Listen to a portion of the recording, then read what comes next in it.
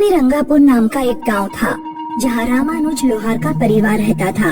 15 साल पहले जब रामानुज की बेटी बहुत छोटी थी तभी रामानुज की पत्नी गुजर गई थी। रामानुज घर बाहर का काम और बेटी को अकेले नहीं संभाल पा रहा था, इसलिए मजबूरी में उसने दूसरा विवाह किया।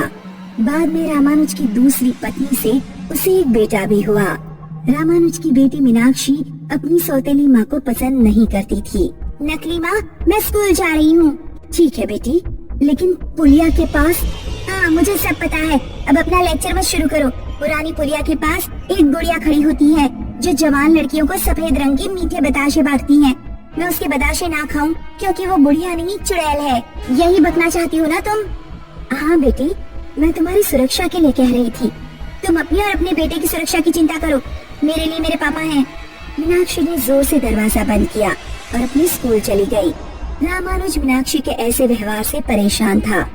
उसकी कोशिश थी कि किसी तरह मीनाक्षी और लक्ष्मी प्यार से रहे, लेकिन वो मीनाक्षी के व्यवहार में कोई बदलाव नहीं ला पाया। मीनाक्षी घर में गुस्से में रहती थी, लेकिन घर से बाहर निकलते ही उसका व्यवहार सामान्य हो जाता। अरे ओ सुमन, बड़ी तेजी से भागी जा रही है। रुको, मैं भी आ रही हूँ, जल्दी आओ। मैं भी लेट हूँ और तुम भी लेट हो, प्रिंसिपल मैम डांटेंगी। प्रिंसिपल मैम की ऐसी की तैसी एक थप्पड़ लगाऊंगी उनको। स्कूल से लौटते समय भी मीनाक्षी सुमन के साथ ही लौटा करती थी। तुझे पता है, पल्ले टोला वाली सोनम ने कल अपने भाई की गर्दन काट दी। गांव के लोग कह रहे थे कि उसके अंदर डायन घुस गई है। शांति मौसी बता रही थी कि सोनम ने पुरानी पुलिया के पास खड़ी होने वाली बुढ़िया के दिए मीठे बताशे खा लिए थे।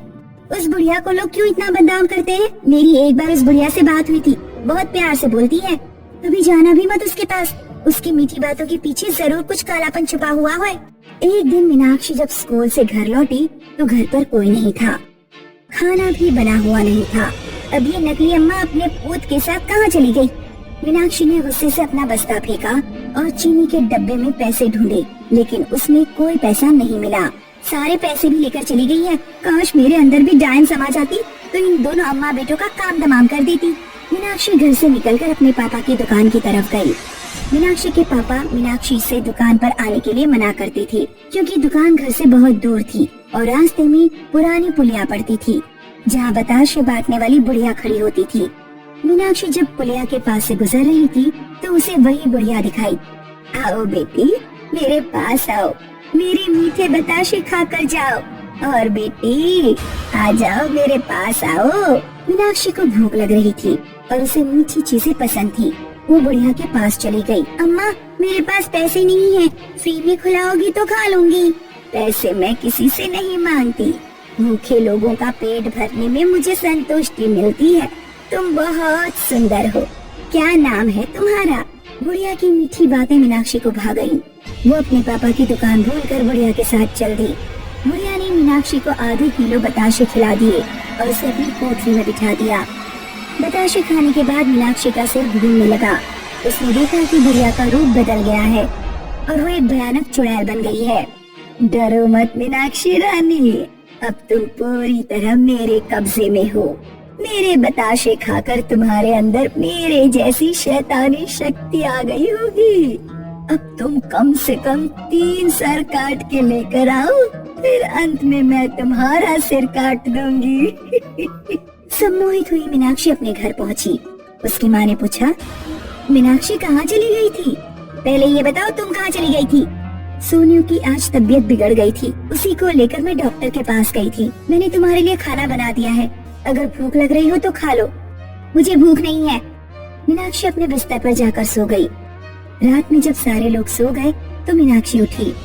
उसने किचन में जाकर हंसिया उठाया और अपने सौतेले भाई की चारपाई के पास गई। मीनाक्षी अपने भाई की गर्दन काटने वाली थी, लेकिन रामानुज की आंख खुल गई और वो चीख पड़ा। मीनाक्षी, क्या कर रही हो? मीनाक्षी कुछ नहीं बोली और चुपचाप अपने कमरे में जाकर दोबारा सो गई। कुछ घंटे बाद वो फिर उठी और इस बार हंसिया लेकर अपनी माँ की चारपाई के पास गई। मीनाक्षी लक्ष्मी की गर्दन उड़ाने वाली थी, लेकिन रामानुज बीच में कूद पड़ा और उसका एक हाथ कटकर गिर गया। रामानुज ने अपने दूसरे हाथ से मीनाक्षी को धक्का दिया और मीनाक्षी कुछ दूर जाकर गिर पड़ी। लक्ष्मी और सोनू जाग गए। वे रामानुज को लेकर बाहर भाग गए। गांव में शिवनाथ नाम का एक वैद्य रहता था, जो साधारण चिकित्सा तो जानता था, साथ में तंत्र मंत्र भी जानता था। लक्ष्मी और सोनू रामानुज को लेकर शिवनाथ के पास पहुँचे। पहले तो शिवनाथ ने रामानुज की मरहम पट्टी की और फिर बस में लेकर उसके घर पहुँचा। मीनाक्षी अपने घर पर लगे लक्ष्मी, सोनू और रामानुज के फोटो पर हंसियां मार रही थी। तुम्हारी बेटी तुम लोगों के सिर काटना चाहती है। लगता है उसने पुलिया वाली चुड़ैल के बतासे खा लिए हैं। तो अब क्या करें? हम अपना सिर तो नहीं कटवा सकते। जब तक वो तुम तीनों के सिर नहीं काट लेगी तब तक शांत नहीं होगी। मैं तुम तीनों के जैसे मिट्टी के पुतले तैयार कर देता हूँ और उनके अंदर लाल रंग भर देता हूँ। शायद इससे काम बन जाए। शिवनाथ ने 3 पुतले तैयार कर दिए जो बिल्कुल रामानुज, लक्ष्मी और सोनू जैसे दिख रहे थे। फिर वो उन पुतलों को लेकर मीनाक्षी के पास पहुँचा। मीनाक्षी, मैं तेरे तीनों दुश्मनों को ले आया हूँ। ले, इनके सिर काट ले और मुक्त हो जा। मीनाक्षी ने जोर से पुतलों में हंसिया मारा और तीनों के सिर अलग कर दिए। ऐसा करते ही वो बेहोश हो गई। शिवनाथ ने अपनी भस्म मीनाक्षी के माथे पर लगाई। तब मीनाक्षी को होश आया। मीनाक्षी को उस बुढ़िया के पास जाने नहीं देना है। अगर ये 3 महीने उसके पास नहीं गई तो फिर उसका प्रभाव मीनाक्षी के ऊपर से अपने आप खत्म हो जाएगा। इसीलिए मीनाक्षी पर तुम्हें कड़ी नजर रखनी होगी। ऐसा कहकर शिवनाथ चला गया।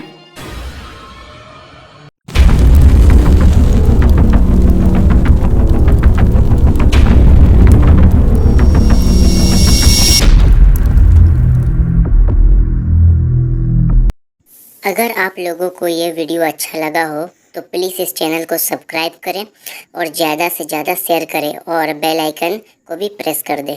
Thank you.